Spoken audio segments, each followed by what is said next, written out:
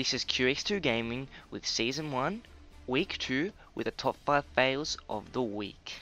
Kicking it off in the number 5 spot for Week 2, we have Combat Faux Show with his M4A1 and his L96A1. And he's basically only going to be using his L96A1 over here. As he gets more into the clip, he does use the M4A1.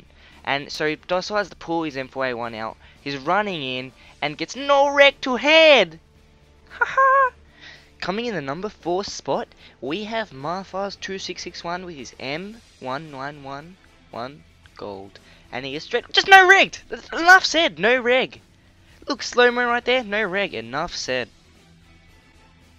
Coming in the number 3 spot, we have Autumn CA, and all he's going to be using is his grenade. He's running up the stairs, he throws a grenade, he lags back, he runs back down, and still manages to get a kill.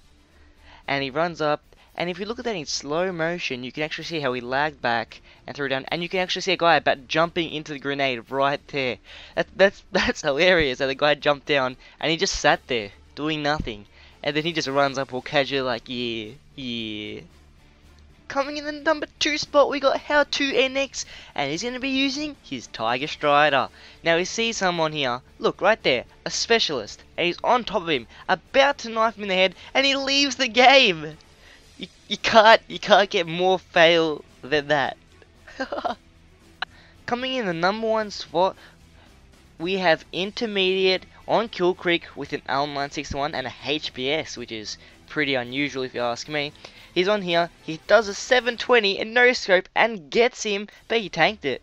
Now if we look at that in slow motion, and it is kind of Intermediate's fault that this happened, mainly because he was using a suppressor, but still, look, 720 and tank!